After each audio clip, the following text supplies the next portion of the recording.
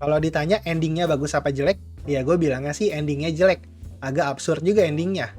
Tapi gue juga memaklumi endingnya. Karena mungkin pengarangnya udah nggak punya waktu lagi buat nyelesain ceritanya.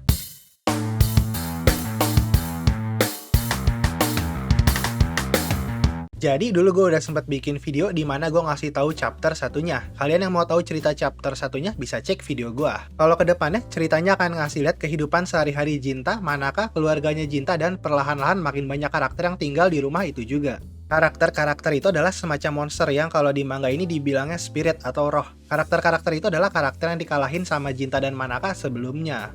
Jadi di manga ini darahnya Jinta itu dibilangnya darah yang sakral. Jadi banyak spirit lain yang mau nyulik atau ngalahin Jinta. Manga ini udah tamat, totalnya ada 29 chapter dan tamatnya juga di X ya, atau di kapak. Jadi apakah manga ini pantas untuk di X? Apa manga ini sejelek itu? Apa endingnya memuaskan? Gua akan jawab itu semua di review gua. Jadi langsung aja, gua akan ngasih review gua untuk manga Tokyo Demon Bride Story chapter 1 sampai tamat. Jujur, manga ini jelek. Dan ada beberapa hal negatif yang emang kelihatannya pengarangnya udah malas juga karena mangganya diberhentikan secara paksa. Tapi secara keseluruhan, jeleknya nggak parah-parah banget karena masih ada sisi positifnya juga. Kalau gue ditanya apa hal negatif yang paling besar dari manga ini, gue sih bilang manga ini terlalu tanggung.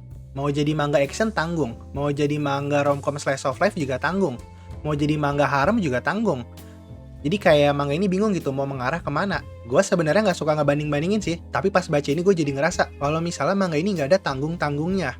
Alias jadi full action, full romcom slice of life, full harem, ya udah jadi kayak manga Yuragiso no Yunasan. Padahal di manga ini awalnya masih lumayan, setting dunianya jelas, ada dunia manusia, ada dunia iblis. Terus plot utamanya juga jelas, banyak spirit lain yang nyerang Jinta, karena mereka tertarik sama darahnya Jinta, dan si Manaka ini harus ngelindungin Jinta. Terus dikasih tahu juga, jadi di manga ini ada yang namanya generasi bencana. Jadi itu julukan buat gengnya Manaka sewaktu dia masih sekolah. Jadi yang nyerang Jinta itu teman-teman sekolahnya Manaka. Dari namanya sih keren ya, generasi bencana.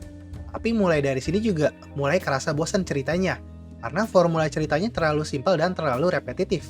Sepanjang cerita yang terjadi cuma si Jinta diserang sama spirit lain yang dari generasi bencana itu, terus si Manaka ngebantuin Jinta. Ya udah gitu aja terus. Cuma pas mau tamat aja agak kerasa bedanya. Selain itu juga ada beberapa chapter yang ngasih lihat kehidupan sehari-harinya Jinta. Tapi di chapter-chapter itu gue sih berharapnya dikasih lihat masa lalunya Jinta dan Manaka. Karena di chapter 1 udah dikasih lihat kalau Jinta dan Manaka pernah ketemu pas kecil. Dan yang ngebuat Manaka suka sama Jinta itu juga karena perkataan Jinta pas kecil. Tapi masa kecil itu nggak pernah diungkit lagi. Jadi rasanya itu kayak setup yang nggak ada payoff-nya. Terus dari elemen actionnya. Dari awal sih banyak adegan actionnya. Tapi makin lama makin dikit. Dan parahnya pas di chapter-chapter terakhir. Ada musuh yang udah dibicarakan sama karakter-karakternya. Udah dikasih tahu separah apa musuh itu. Dan karena dari awal si Jinta diserang terus sama spirit di setiap chapter, jadi pas di chapter terakhir juga si Jinta diserang sama spirit yang paling kuat. Terus apa yang dilakukan sama Jinta? Jintanya kabur. Habis itu tamat deh. Kalau ditanya endingnya bagus apa jelek, ya gue bilangnya sih endingnya jelek.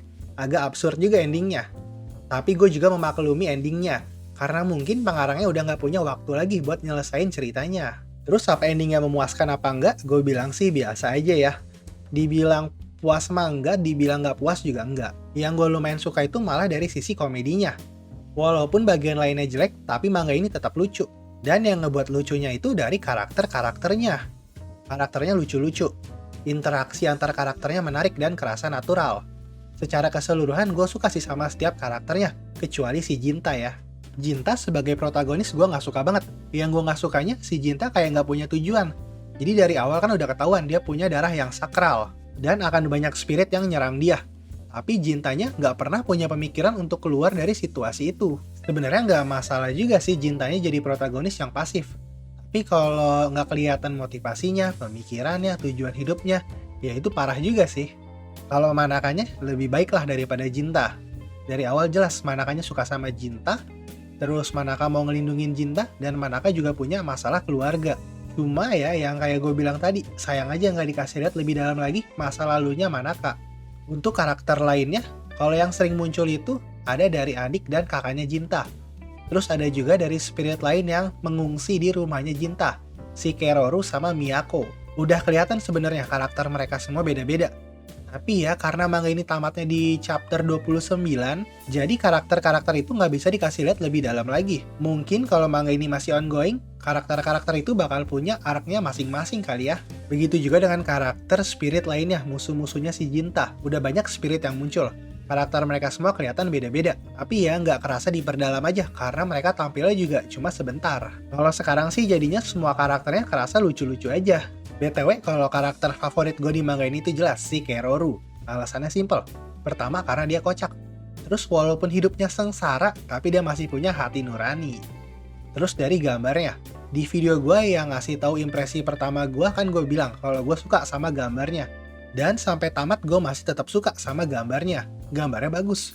Bagian actionnya jelas gambarnya, jadi nggak bikin bingung. Tapi yang gue suka banget dari gambarnya itu dari ekspresi karakternya. Karakternya ekspresif banget, dan gambar dari ekspresi-ekspresi karakternya itu juga yang bikin manga ini tambah lucu. Dan gue juga suka sama desain karakternya, kecuali si Jinta. Selain si Jinta itu gue bener-bener suka sama semua desain karakternya. Mereka semua kelihatan unik-unik, nggak ada desain karakter yang jelek. Oke, review gue sampai situ aja. Terus ngejawab pertanyaan gue tadi, apakah manga ini pantas untuk dikapak? Jujur, gue sih bilang iya. Tapi mungkin itu karena tekanan berada di Weekly Shonen Jump gede juga. Sebenarnya gue nggak mau bilang kalau manga ini nggak cocok ada di Weekly Shonen Jump. Karena manga Yuragi Sono Yunasan juga ada di Weekly Shonen Jump. Tapi kalau manga ini ada di majalah yang lain, mungkin nasibnya akan berbeda. Oke, habis ini gue akan ngasih tahu baca di mana, dan habis itu gue akan ngasih ratingnya. Terus jujur gue akan ngasih rating yang jelek. Tapi perlu diingat, kalau rating yang gue kasih dikarenakan manga ini dikapak. Jadi kalau manga ini nggak dikapak dan pengarangnya dikasih waktu yang lebih lama untuk nyelesain ceritanya, mungkin rating yang gue kasih akan lebih baik. Sebenarnya pas masih rilis, manga ini bisa dibaca secara resmi di Manga Plus. Tapi Manga Plus kan punya peraturan. Kalau manga yang udah nggak aktif alias yang udah tamat akan dihapus 30 hari semenjak chapternya rilis. Dan yang disisain cuma 3 chapter pertama dan terakhir aja. Jadi intinya sekarang manga ini udah nggak bisa dibaca di Manga Plus. Kalau selain itu kalian bisa baca di Manga Reader, tapi di situ adanya yang bahasa Inggris aja. Kalau yang bahasa Indonesia, gua taruh linknya di deskripsi. Jadi kalian bisa langsung cek deskripsi aja. Kalau kalian mau ngoleksi yang fisiknya, pas tamat totalnya ada 4 volume. Tapi volume 4 belum dijual. Dan yang fisik juga baru adanya bahasa Jepangnya aja. Kalau yang fisik bahasa Inggris atau Indonesia, gue juga nggak tahu ya, apa suatu saat bakal bisa terbit apa enggak.